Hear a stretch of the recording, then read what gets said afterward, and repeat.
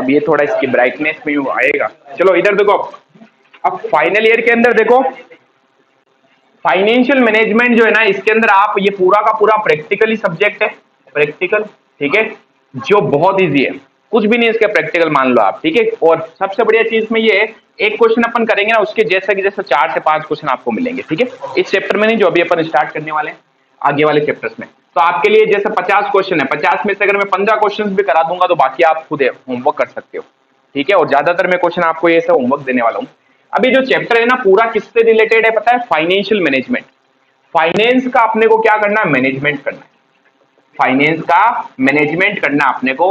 और फाइनेंस का मतलब क्या होता है? The money introduce in business. कोई बात नहीं, पढ़ा दे दो, चलने दो। तो फाइनेंस का मतलब क्या है? Money invest in business. Money invest in business. Business में जो हमारा पैसा लगा हुआ है उसे हम क्या बोलते हैं? फाइनेंस। और उस चीज का अपन को क्या करना है? मैनेजमेंट करना है। अब मैनेजमेंट आप कब से पढ़ते हुए आ रहे हो? 11th क्लास, 11th में पढ़ा, फिर 12th में पढ़ा। मैनेजमेंट का मतलब क्या होता है पता है? इसमें बहुत सारी एक्टिविटीज होती है, ये पूरा प्रोसेस होता है। क्या होता है? प्रोसेस, जिसमें आप क्या करते हो मैनेजमेंट में? आप सबसे पहले करते हो प्लानिंग, नियोजन। उसके बाद आप स्ट्रक्चरिंग, स्ट्रक्चर बनाते हो, ठीक है, ऑर्गेनाइजिंग, ऑर्गेनाइजिंग। फिर आप क्या करते हो? डायरेक्शंस प्रोवाइड करते हो, फिर आप कंट्रोलिंग प्रोवाइड, ये सारे काम इसमें होते हैं। अरे हाँ, 12 से बाहर आओ थोड़ा। तो अपन को इस पैसे का क्या करना है? अपने को इस पैसे का पूरा प्लानिंग करनी है कि इस पैसे को कहाँ लगाना है। अच्छा, प्लानिंग में क्या होता है? माइंड में सोचना। ये एक ब्लूप्रिंट तैयार करता है, ठीक है, कि हमें कहाँ कहाँ पैसा लगाना है, कहाँ पर पैसा लेना है, ये सारी चीजें करता है। ऑर्गेनाइजिंग का मतलब उसको बेस्ट यूज लेना, ठीक है। डायरेक्टिंग का मतलब सेम, यानी शॉर्ट में कहा जाए तो पूरे पैसे के ऊपर अपने को इस पूरे चैप्टर के अंदर, पूरी बुक्स के अंदर काम करना है, ठीक है। तो फाइनेंस का अपन बेस्ट तरीके से मैनेजमेंट कैसे करेंगे, वही चीज अपन सीखेंगे। यहाँ पर अपन डिसीजन लेने सीखेंगे कि मुझे पैसा कहाँ से लेना है, मुझे पैसा मेरा कहाँ लगाना है, शॉर्ट टर्म में लगाना है कि लॉन्ग टर्म में अपने पैसे को इन्वेस्ट करना है। मुझे अगर पैसा लेना है तो मैं लोन से पैसा लूं या शेयर से पैसा लूं। अगर मैं लोन से पैसा लूंगा तो मुझे इंटरेस्ट देना पड़ेगा, अगर मैं शेयर से पैसा लूंगा तो मुझे डिविडेंड देना पड़ेगा। इंटरेस्ट फिक्स होता है, डिविडेंड फिक्स नहीं है। तो सारी चीजें आप सोचोगे इसके अंदर, आया समझ में? तो फाइनेंशियल मैनेजर की एक बहुत अच्छी खासी पोस्ट भी होती है, अगर आप अच्छी जगह जॉब करते हो फाइनेंशियल मैनेजर की, ठीक है। जैसे आप पढ़ते हो सीएफओ, कौन होता है सीएफओ? चीफ फाइनेंशियल ऑफिसर, ठीक है। इसका काम क्या होता है? फाइनेंस के बारे में डिसीजन लेने का काम होता है, ठीक है। तो अब अपनी बुक्स के अंदर अपन स्टार्टिंग इसकी कहां से करने वाले हैं? Financial planning. सबसे पहला ही जो हमारा चैप्टर है इसके अंदर क्या है? Financial planning. फाइनेंशियल प्लानिंग, जिसको अपन बोलेंगे वित्तीय नियोजन। वित्तीय नियोजन। इस चैप्टर में आप सबसे मेन चीज क्या पढ़ने वाले हो? हम बनाएंगे इस चैप्टर में बजट। क्या बनाएंगे? बजट। बजट का मतलब क्या होता है? पहले से डिसाइड करना, ठीक है, अनुमान लगाना। और बजट भी आप सबसे ज्यादा जो बनाने वाले हो वो बनाने वाले हो कैश का बजट। किसका? Cash budget. कितना पैसा मेरे पास जनवरी में आएगा, फरवरी में आएगा, कितना पैसा मुझे चाहिए होगा, ठीक है। मुझे अगर माल खरीदना उसके लिए कितना पैसा चाहिए, मुझे खर्चे करने उसके लिए कितना पैसा चाहिए, मैं जनवरी में कितनी सेल कर दूंगा, कितना मेरे पास लास्ट में पैसा बचेगा, कितना मुझे अगले महीने के लिए फिर पैसा चाहिए, है ना। यानी आप कैश के बारे में पूरा बजट तैयार करोगे इस चैप्टर के अंदर, ठीक है। तो बहुत ही सिंपल सा चैप्टर है, बहुत सिंपल, 6 या 7 इसमें क्वेश्चन है, जिसमें से आपके 4 क्वेश्चन जो है पूरे किसके? कैश बजट के। 2 क्वेश्चन आप प्रोजेक्टेड बैलेंस शीट बनाओगे, प्रोजेक्टेड बैलेंस शीट, जिसमें भी आप ये सीखोगे कि मुझे साल के एंड में कितने कैश की रिक्वायरमेंट होगी। शॉर्ट में कहा जाए तो हम कैश के बारे में इस चैप्टर में पढ़ने वाले हैं कि मेरे पास कितना पैसा महीने के स्टार्टिंग में होना चाहिए, कितना महीने के एंड में मेरे पास पैसा बचेगा, ठीक है, कितना नेक्स्ट महीने के नेक्स्ट मंथ के स्टार्टिंग में होना चाहिए, कितना पैसा आएगा, कितना पैसा जाएगा। क्लियर? तो पूरा चैप्टर जो है वो किसके बारे में? बजट के बारे में। क्लियर? अब इसमें आप क्या करोगे? आप इसमें कैश बजट जब बनाओगे तो बहुत ही सिंपल सा अपने को कैश बजट तैयार करना है। अगर आपको मंथ दिए हुए हो, जैसे 3-4 महीने का आप बजट तैयार करते हो, ठीक है, जैसे ये अपन कैश बजट बना रहे हैं, यहां पर मैं लिख दूंगा जनवरी, फरवरी, मार्च, जो भी हमें क्वेश्चन में मंथ दिए हुए हो उस मंथ के हिसाब से अपन काम करेंगे।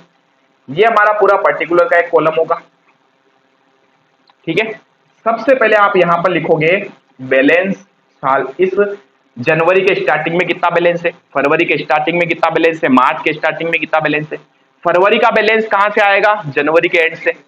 जनवरी के एंड में कितना पैसा बचा, वही तो फरवरी के स्टार्टिंग में होगा। फिर फरवरी में हम क्या करेंगे, हम करेंगे सारी रिसिप्ट, पैसा आएगा हमारे पास, रिसिप्ट जो भी रिसिप्ट होगी, ठीक है। उसकी रिसिप्ट में से जैसे हमने कैश में माल बेचा तो कैश सेल्स, हमने उधार में माल बेचा तो डेटर्स हमें कितना पैसा दे रहे हैं, यानी cash received from debtors, cash received from debtors, debtor से कितना पैसा आया, या अदर एक्टिविटीज से। कई बार होता है ना अपन एसेट्स भी बेच देते हैं, है ना, तो वहां से कितना पैसा आ रहा है, अदर रिसिप्ट कितनी है, ठीक है। तो सबसे पहले अपन को क्या लिखना है, बैलेंस लिखना है। फिर अपन को रिसिप्ट देखनी है, माल बेचने से कितना पैसा आया, डेटर से कितना पैसा आया, और अदर से कितना पैसा आया। फिर अपने को यहां लिख लेनी इसकी टोटल, उसमें से हमें सारे पेमेंट जो है वो कर देने लेस पेमेंट, ठीक है, जो भी हमारे यहां से पैसा गया। अच्छा ये पता है क्या कर रहे हो आप, फिर से सुन लेना, आप बजट तैयार कर रहे हो, ये हुआ नहीं है, ये होगा।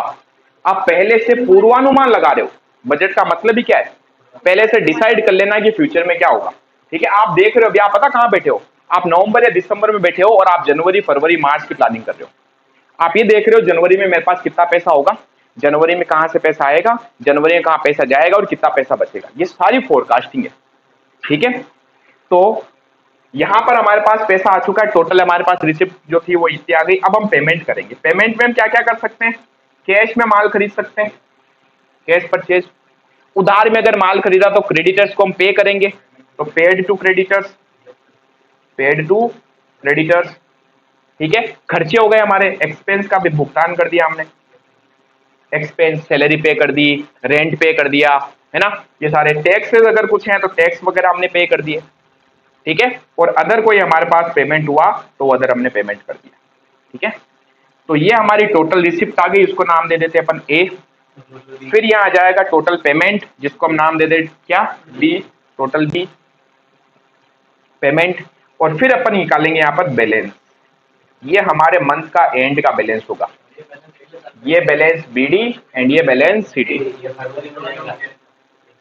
इस जनवरी का जो बैलेंस होगा वो एज इट इज चला जाएगा फरवरी में, फिर रिसिप्ट होगी, फिर पेमेंट करेंगे, फिर बैलेंस निकलेगा, फिर वो बैलेंस मार्च में जाएगा। इस तरीके से हमारे पूरे बजट तैयार होते रहेंगे। अब देखो जितना इजी लग रहा उतना इजी है नहीं।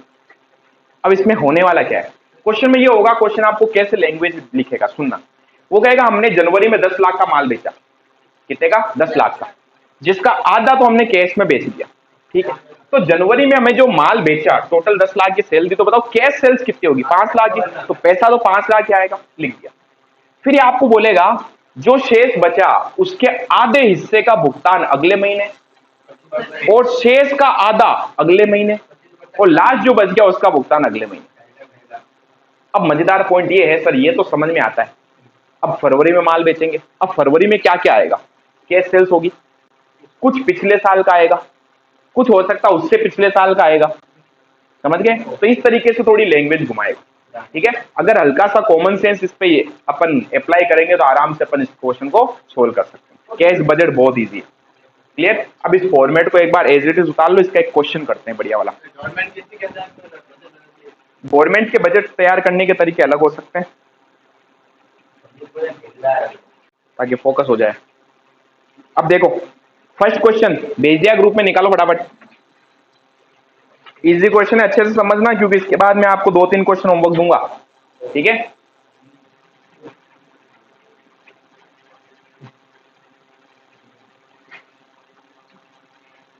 इसमें देखो इसका पहला और दूसरा चैप्टर पूरा थ्योरी है, ये आपके तीसरा चैप्टर चल रहा है, ठीक है। फाइनेंशियल प्लानिंग चैप्टर 3 है, ध्यान रखना। पहला दूसरा पूरा थ्योरी है, इस पे होमवर्क दूंगा मैं आपको क्वेश्चंस।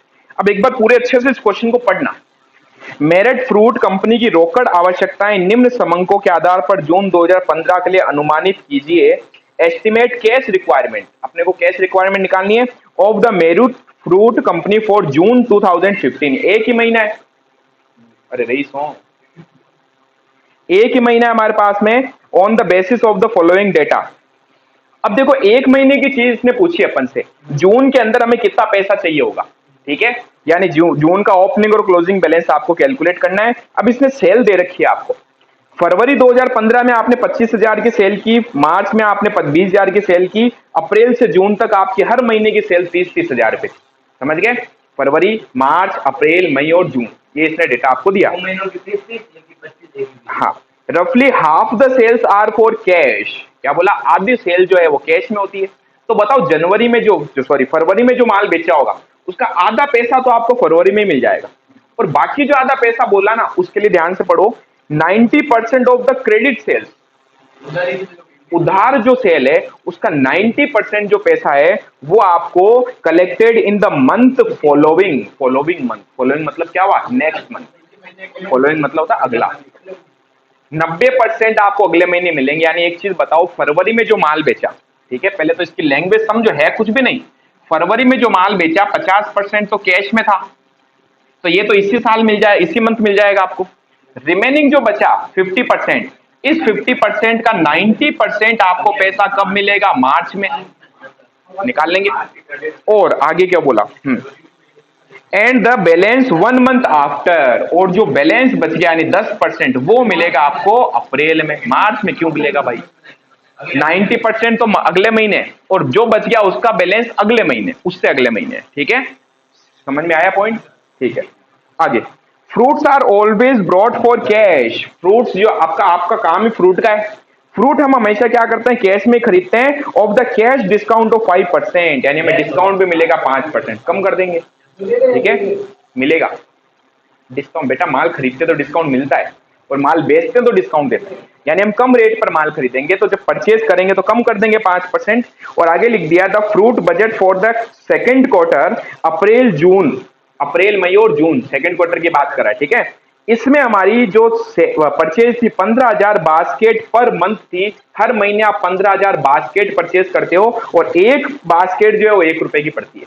तो 15,000 कितने की हो गई? 15,000। अब क्या 15,000 पे करने पड़ेंगे? नहीं, 5% डिस्काउंट भी तो मिलेगा। तो 15,000 में से 5% डिस्काउंट माइनस कर देंगे, ₹750 तो 14,250 आपको अप्रैल मई और जून में देने पड़ेंगे। ठीक है, अब आगे wages and salaries for the second quarter, अप्रैल मई और जून की बात कर रहा है। सेकंड क्वार्टर समझ गए ना? फर्स्ट क्वार्टर कब स्टार्ट होता है? जनवरी में। जनवरी, फरवरी, मार्च, क्वार्टरली यानी 3-3 महीने से बात कर रहा है। सेकंड क्वार्टर स्टार्ट होता है अप्रैल में, अप्रैल मई और जून 3 महीने चलता है। तो यही कह रहा है कि wages and salaries for the second quarter were budgeted at ₹5,000 per month. हर महीने आपको वेजेस और सैलरी पे करनी है, पेमेंट में जाएंगे।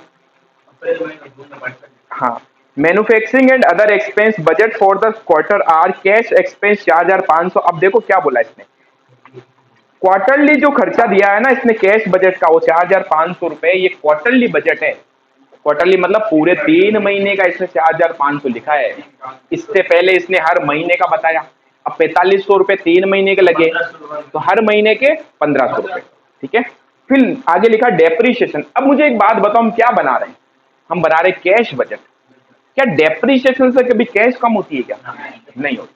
तो ये हमारी इस कैश को अफेक्ट नहीं करेगा, कहीं नहीं आएगा डेप्रीशिएशन। यस आएगा। सेलिंग एक्सपेंस आएगा, वो भी ₹3,000 3 महीने का, तो 1 महीने का 1,000। अभी सारे खर्चे 3-3 महीने के दिए ना।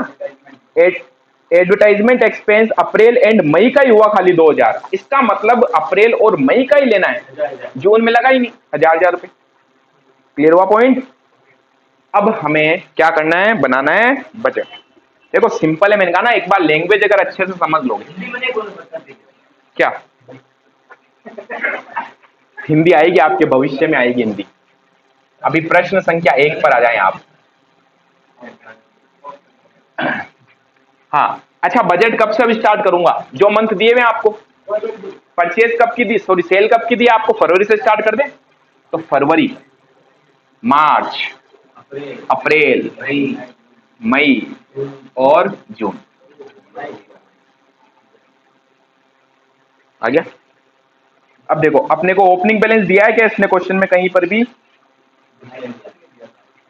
अब देखो सेल तो इसने फरवरी की बता दी है ना, और फ्रूट जो हम खरीदते हैं वो अप्रैल मई और जून में खरीदते हैं। वेजेस हम हर महीने पे करेंगे 3 महीने, ये 3 महीने। तो देखो अपन है ना फरवरी से स्टार्ट नहीं करेंगे, अपन स्टार्ट करेंगे अप्रैल से, क्योंकि इसने ज्यादातर डिटेल जो दी ना सिर्फ 3 महीने की दी, अप्रैल मई और जून।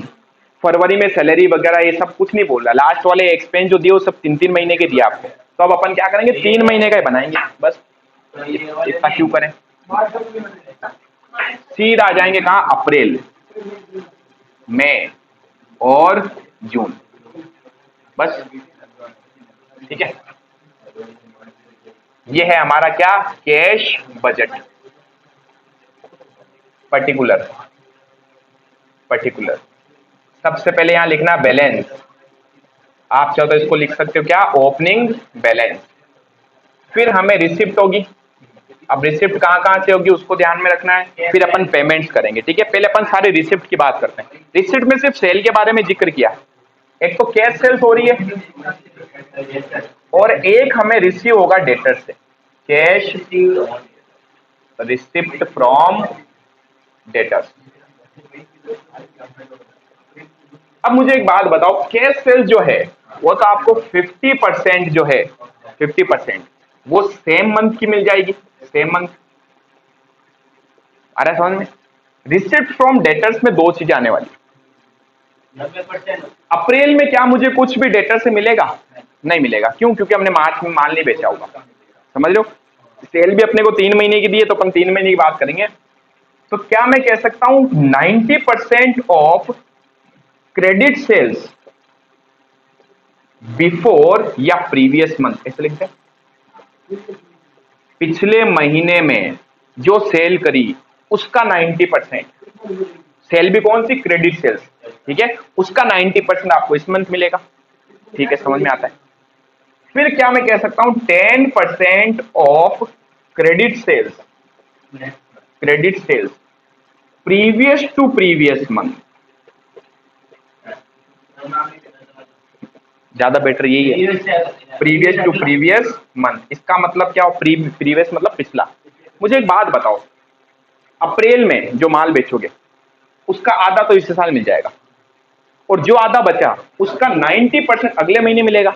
यानी बताओ मई में क्या मिल रहा है, पिछली सेल का, पिछली उधार वाली सेल का 90% आया समझ में। और अप्रैल का जो बाकी बच गया 10%, वो कब आएगा, जून में। तो जून में जो 10% मिल रहा है वो क्या है, प्रीवियस नहीं, प्रीवियस टू प्रीवियस जो मंथ की सेल थी ना उसका 10%।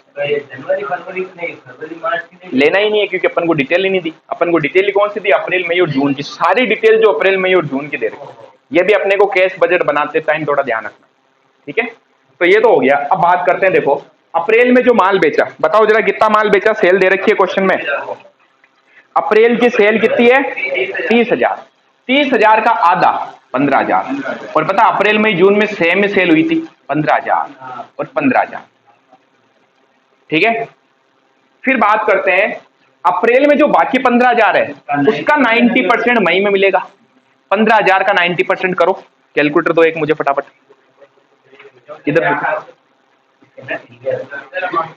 15,000 का कितना परसेंट, 90%, 13,500। ध्यान से समझना, सुनो, इसका क्रेडिट सेल्स 15,000 थी, उसका 90% यहां मिला, और इसका बाकी 10% अगले महीने जून में मिलेगा, यानी 1,500 रुपए जून में मिलेगा। ये आया, अभी आएंगे, उस पर भी आएंगे। पहले मैंने अभी अप्रैल की बात करी, अप्रैल वाला तो निपटा दिया अपन ने।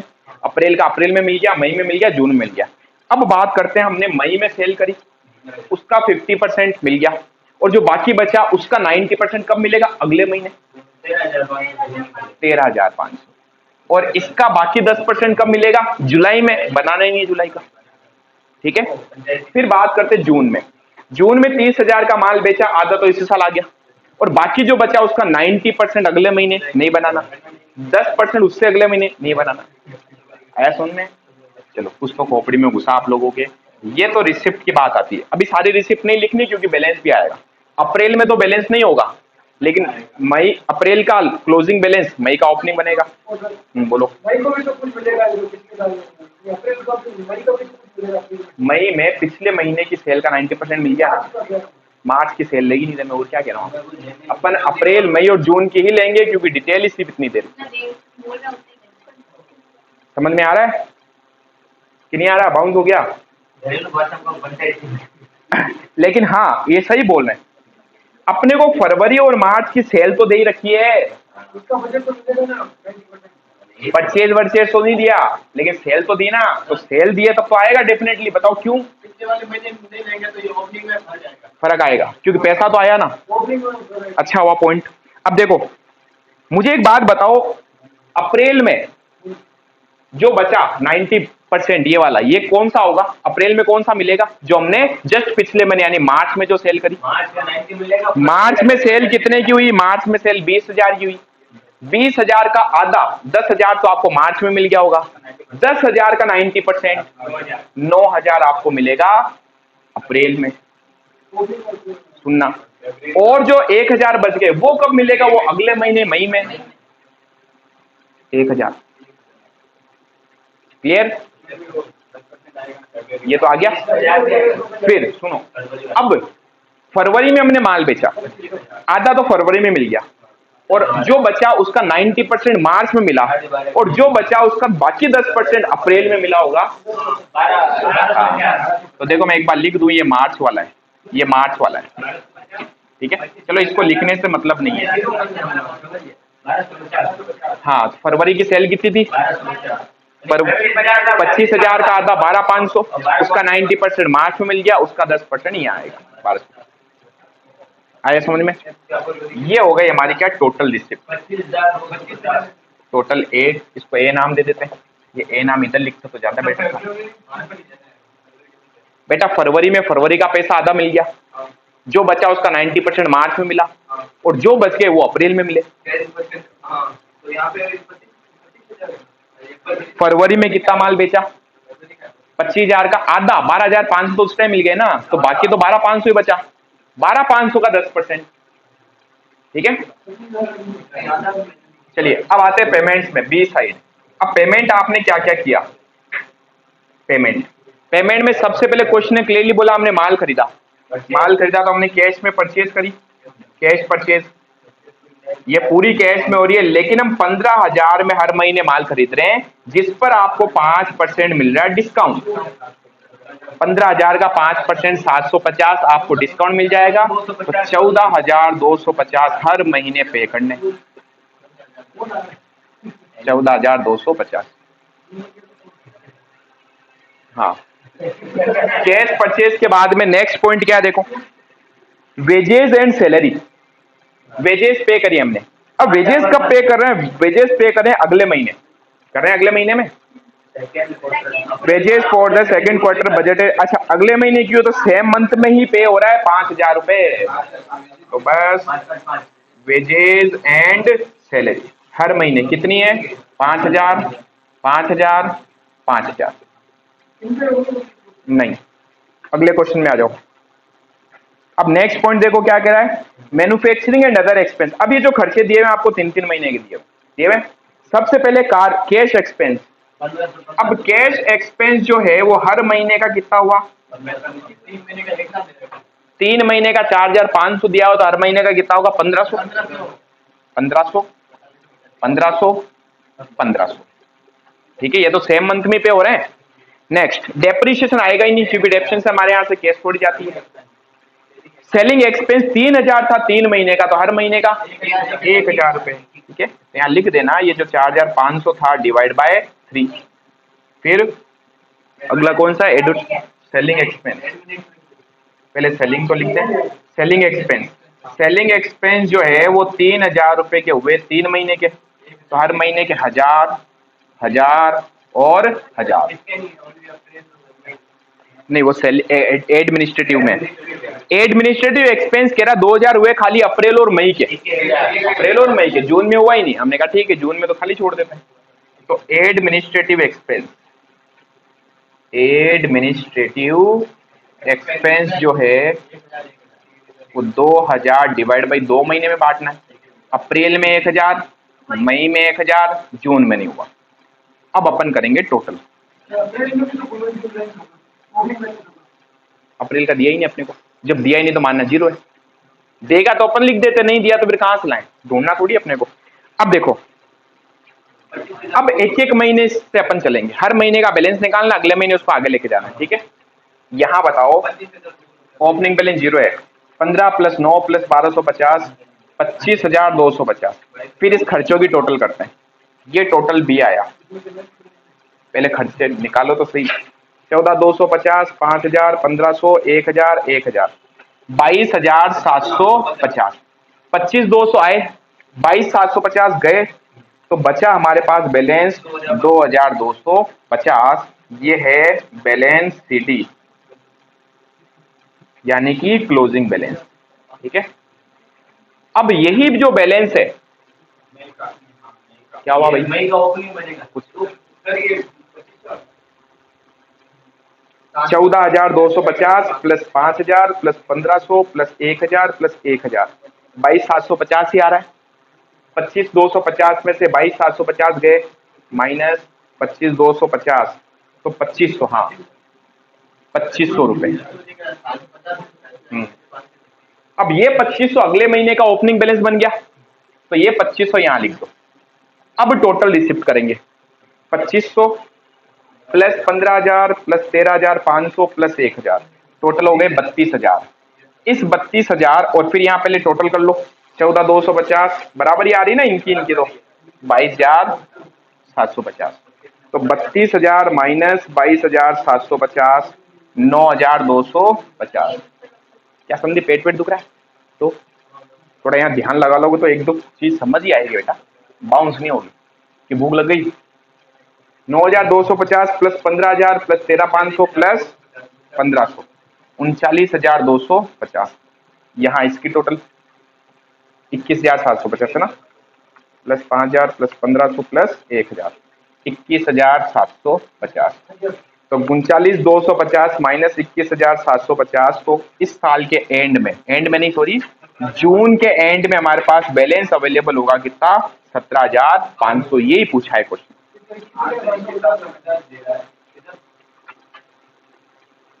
क्या गड़बड़ कर दी भाई? 21,750 कैसे आया?